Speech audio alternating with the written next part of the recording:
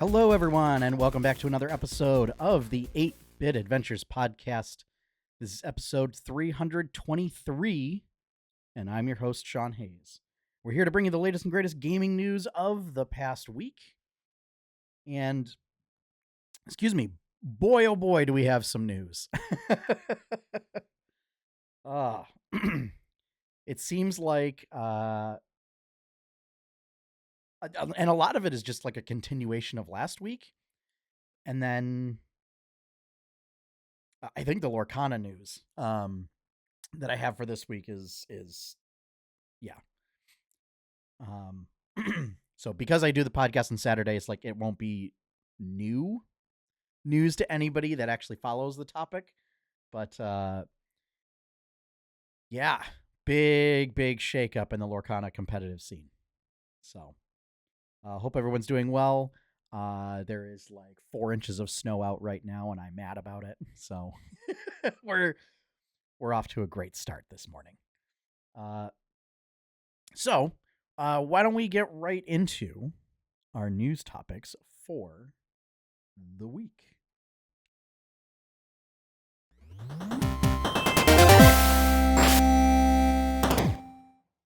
So first up, I guess not to be outdone, ScreenRant reports that Jeremy Crawford, D&D's lead rules designer, is also going to retire at the end of the month. So last episode of the podcast last week, Chris Perkins had announced that he was retiring, and so now I guess Jeremy Crawford is also retiring as well. In the interview, so the interview was not with Jeremy Crawford. It was with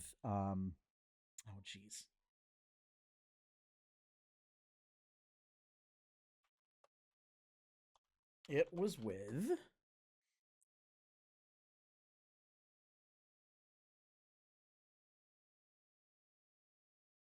Who was it with? Why? Oh, Jess Lanzillo, Wizards of the Coast VP of Franchise and Product, Dungeons and Dragons. So that this was apparently the 2 retirements were sort of planned for some time. And it sounds like with the lead up to the 2024 rules update and 2025 monster manual, that for these 2, it seemed like a good capstone for their careers, and that it was a good time for them to just like step back and retire. So plans were in place. So this isn't like at least the corporate speak is that this isn't some sort of reactionary thing or that they're being forced out or whatever. Because it would be weird, like, to force people out after being with the company for almost 30 years, and especially overseeing the wild success that 5th edition had and continues to have. So, yeah, I guess best of luck to you, Jeremy Crawford. I did browse the Acquisitions Inc. Discord, just to see. It sounds like that they might still continue with Acquisitions Incorporated, those 2. But I don't know. So yeah. I have to admit, it's going to be real weird, like seeing the 2 leads essentially not being a part of like the promotional stuff for Dungeons and Dragons anymore. So they have talked about, so I guess there aren't any concrete plans in place for any promotions or replacements or anything, but it looks like James Wyatt, Wes Schneider or Snyder,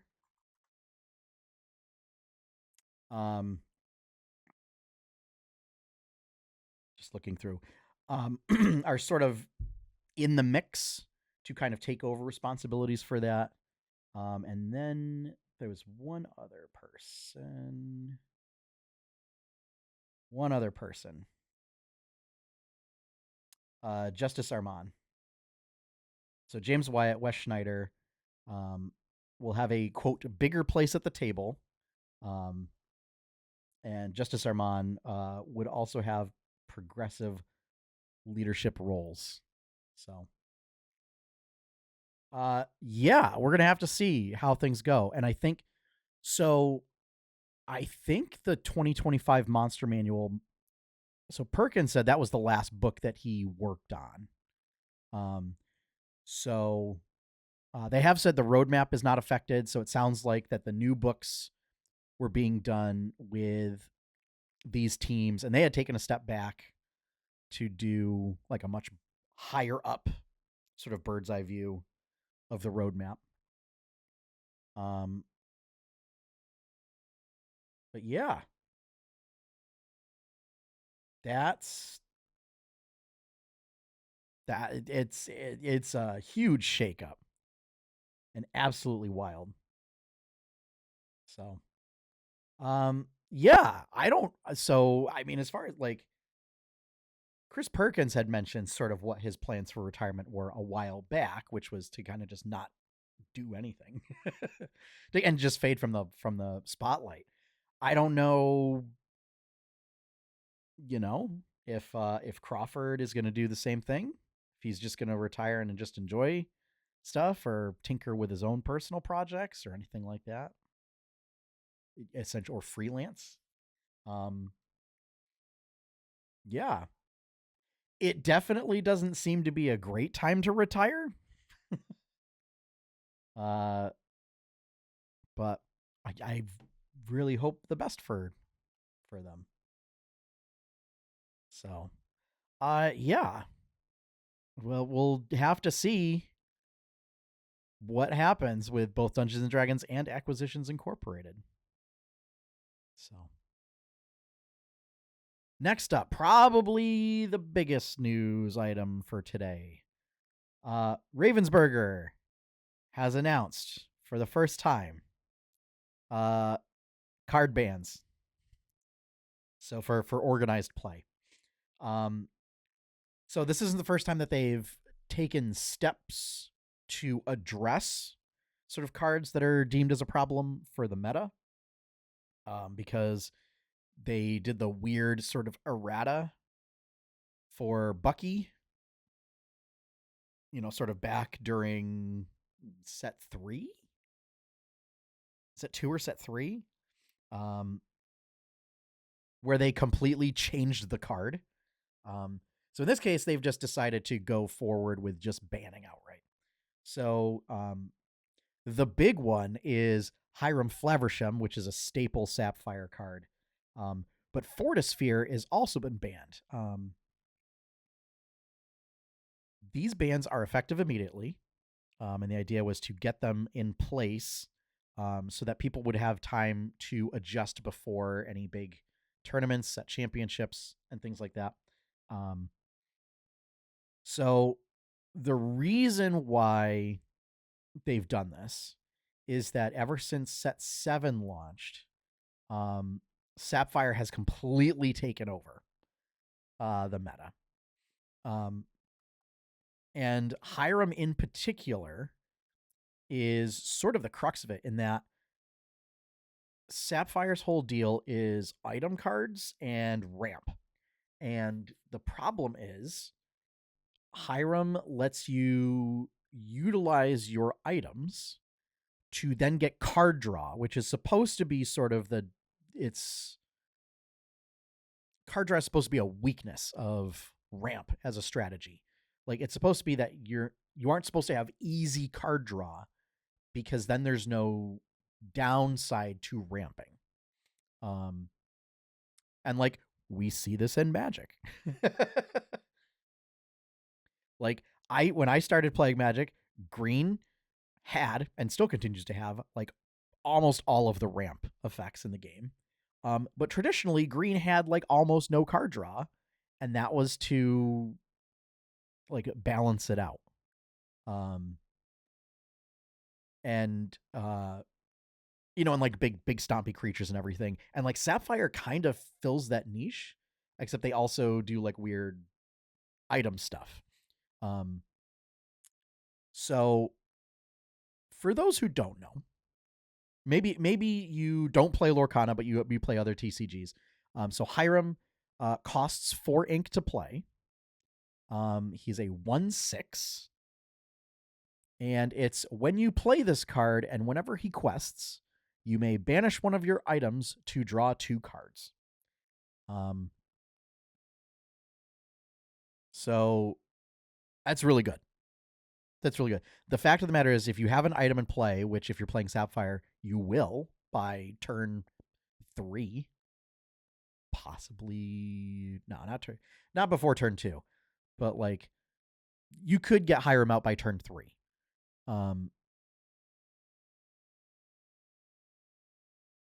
You will very, very likely have an item in play because chances are your turn 1 play was a 1 cost item.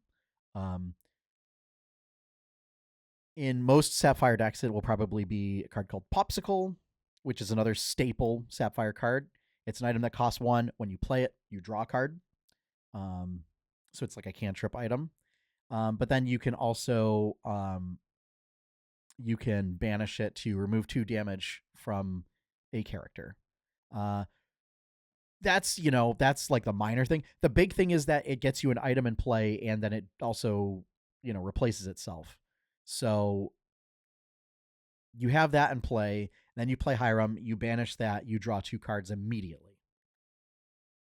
And then Sapphire has also been getting plenty of new cards that allow them to recycle items to get them back into your hand, back into your deck.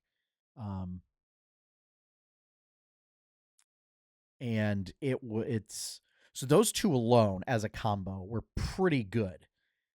Then we started getting some new stuff for Sapphire Steel. Namely like there's a new Bell card, which is pretty bananas. She costs 3, she's a 3/3, she quests for 1. But you can sacrifice and you can banish an item to play her for free.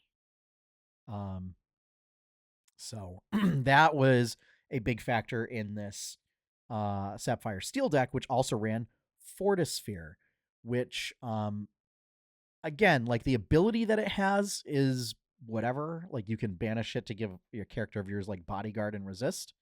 The main thing is it's a 1 cost steel item that draws a card when you play it. Like I don't know if anybody was really using the abilities of either Popsicle or Fortisphere. It was just so that you could get an item in play without sacrificing any card advantage. And then having Hiram, to give you more card advantage. So Hiram was and I don't think this card would have been banned if he was like a 1/4 or a 1/3 even. Like he would still been great.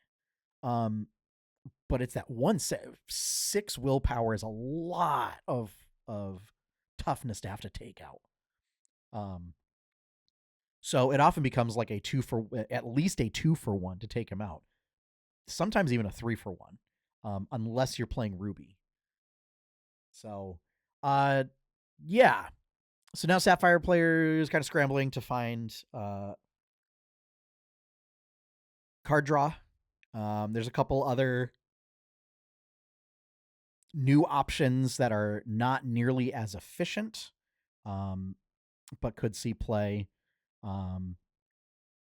For steel, the price of Doc, which is kind of a steel staple now, has gone up. Like he was already kind of a staple before in steel archetypes, unless you're playing with a color that has a lot of card draw. But yeah, he costs 2. Doc costs 2. I think he's like a 2/2. Quest for 1, but it's when you play him, you can discard your hand to draw 2 cards. So it's really good for if you're in a top decking situation or you play out your hand and then you can play Doc and put 2 cards back in. and just keep your stuff playing. Very popular with aggro decks. But yeah, so this marks the first official set of bans for the game. So they have said they are watching other cards in particular to see if they become problematic. So I have a sneaking suspicion that Diablo Devoted Herald will is at least on the watch list.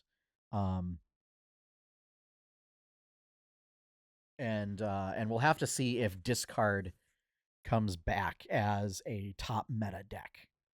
It was kind of like in the mix, but it fell out of favor just because of this card, because of Hiram.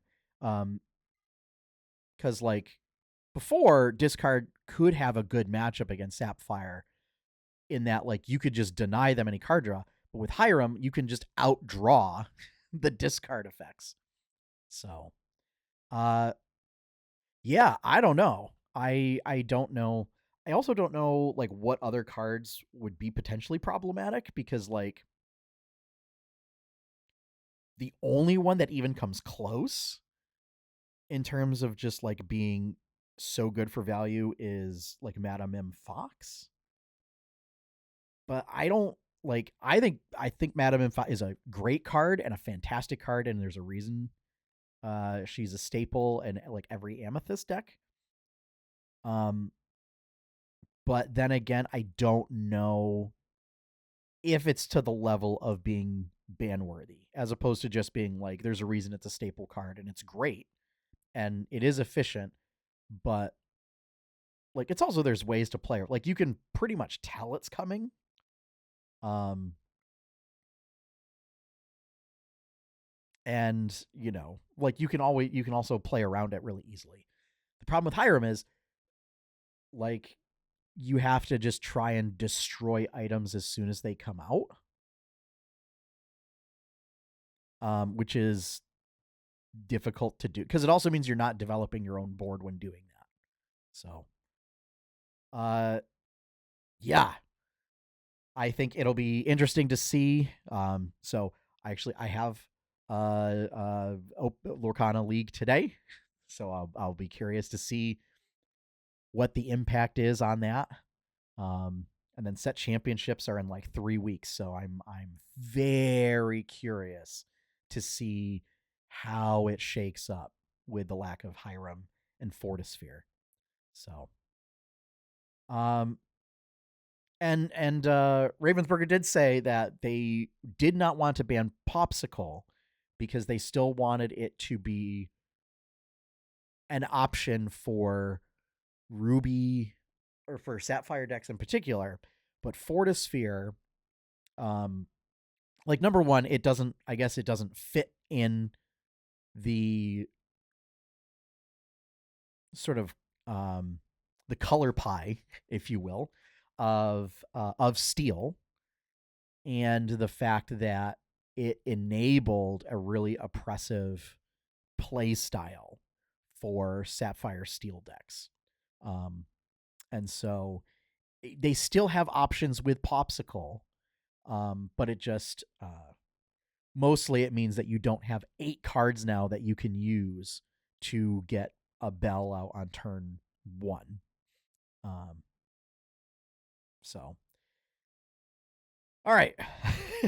So that was the big news.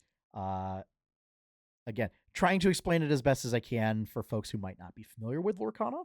And in which case, if you're not familiar with Lorcana, but you are interested, open play is at Mana Crypt in Pittsfield every Saturday. And the way it works is you get prizes for basically playing. And so regardless, if you even aren't great at the game and you lose every match, you still get points for playing. And if you get 10 points, that opens you up for prizes.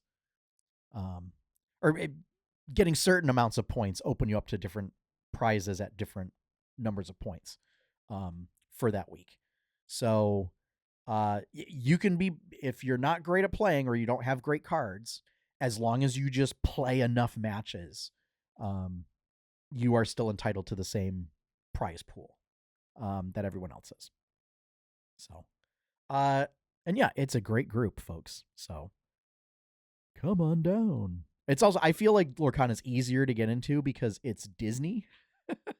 So you don't have to worry about like all sorts of weird lore and stuff like that.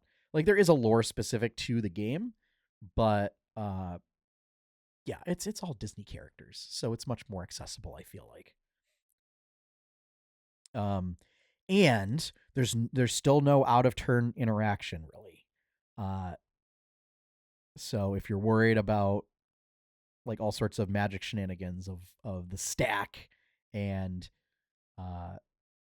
instant speed or split second or having to worry about, oh, is this stuff going to get countered and things, that's not part of Lorcana. So it's kind of reminiscent of Hearthstone a little bit. So but instead of trying to reduce life totals, is you are gaining lore. So yeah, very interested to see how this shakes up.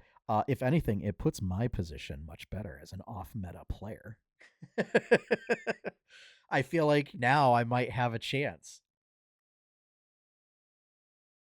So we'll see. Next up. So it was either last week or the week before. Talked about Hori's Piranha Plant Camera. And I said there's going to be a reason why this is cheaper than the official one, despite like it being so much better. Like it looking so much better. And NintendoLife has reported why. Apparently, so the official Nintendo Switch 2 camera supports up to 1080p.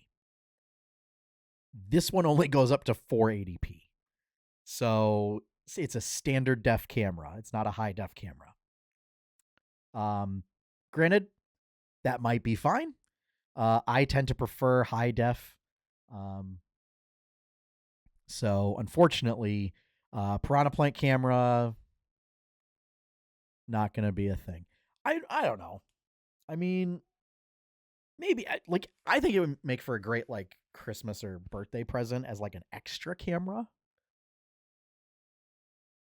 It's just so whimsical. I love it. So yeah, so that's the reason why it is I think like $10 cheaper. It's not the same quality of camera. I wish Nintendo had done something like this as the standard. So, but also like for like, could you put a 1080p camera in there for $10 more, or even $20 more? Like even if it was $10 more than the official one, then I would still buy the Piranha Plant camera instead. So there you go, folks. Next up. So for those who aren't in the know, the United States is no longer the only country to feel the pain of tariffs throwing chaos into Nintendo's release plans. Nintendo of Canada announced, I believe it was on Tuesday of this week, so on the 8th, that pre-orders for Switch 2 are also delayed until further notice because of the United States. So if there are any Canadian listeners of this podcast, or for any friends or associates, colleagues of mine that are Canadian, I'm so sorry that we are causing these problems for you. Believe me, there's lots of Americans out there, especially ones who are on the border, on the Canadian border or close to the Canadian border, like say the Pacific Northwest, Minnesota, New England, New York, who did not ask for this. We did our part to try to make sure that it didn't happen. So again, I apologize. It was bad enough that it was just us, but now we're also taking down other countries too. So that's great, folks. Meanwhile, The Verge, according to The Verge, had an interview with Doug Bowser, president of NOA. The Switch 2's current price tag, so the $450, does not factor in tariffs. Now, whether this is just spin or not, I don't know. I still think $450 is not a bad price tag for what we're getting. I think it was just the fact that it was like $50 more than what the rumors were. But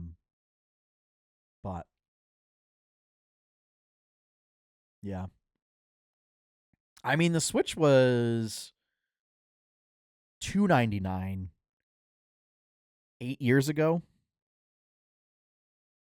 So, and I think I've seen a lot of discourse about this, and I think I have to agree with the fact that like this is not going to be a budget console, and I think people are upset when it's been 3 console generations of Nintendo being the budget console.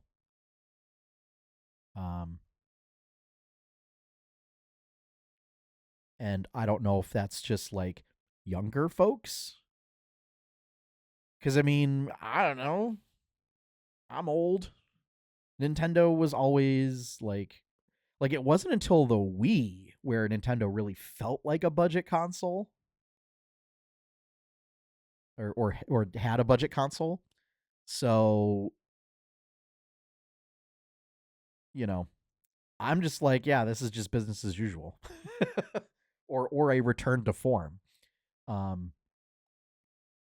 Plus it's also like you can't complain about like if you keep complaining about how you want Nintendo to put out a more powerful console, you then can't complain that it's not hyper cheap.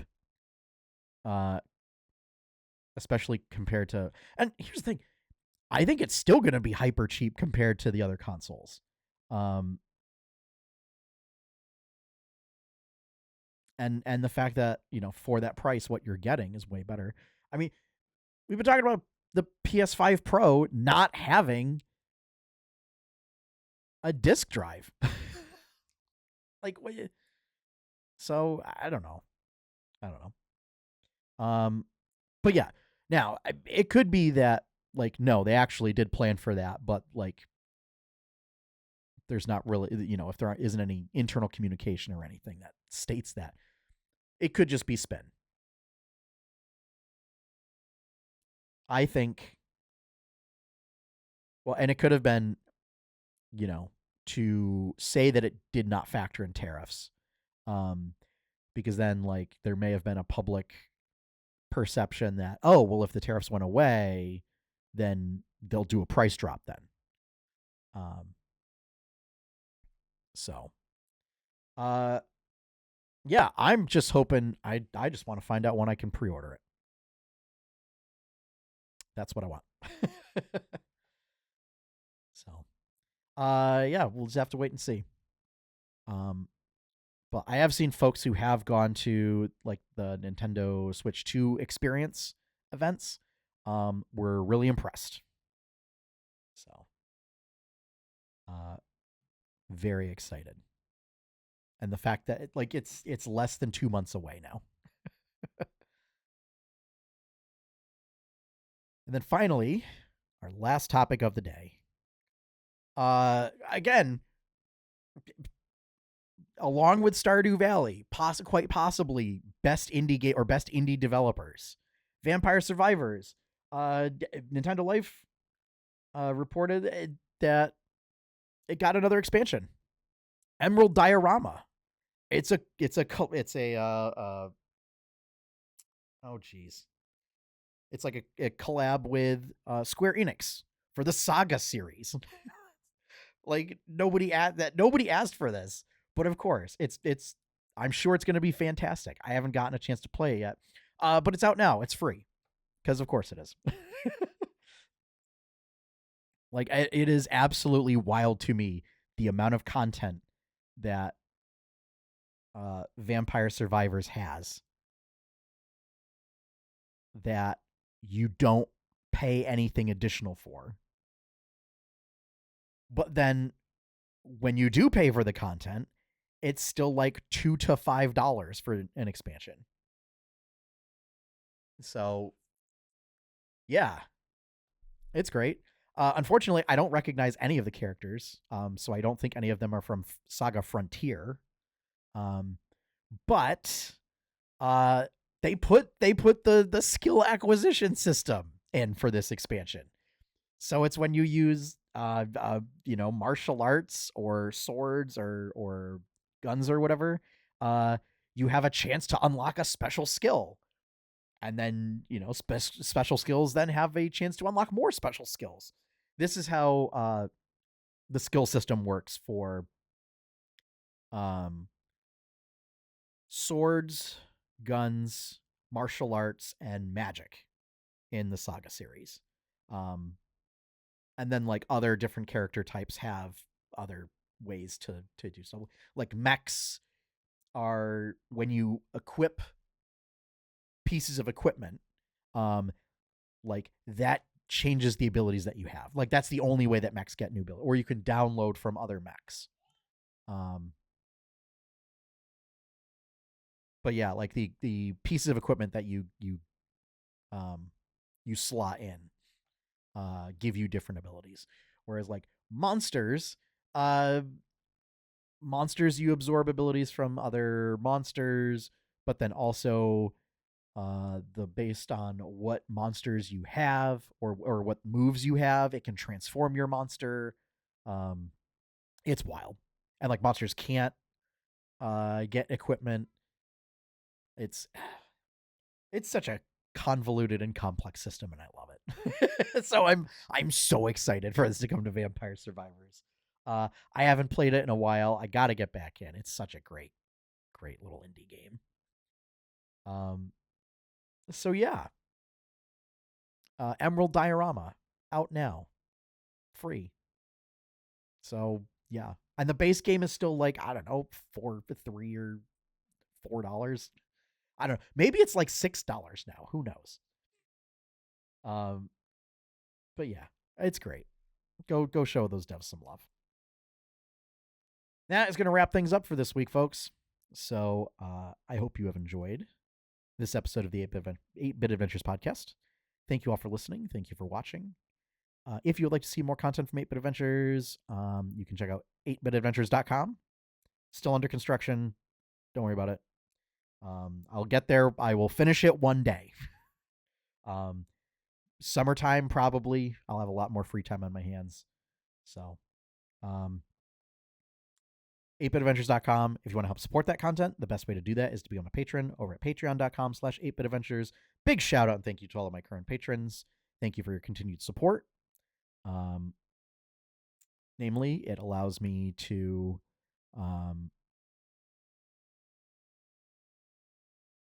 basically pay for or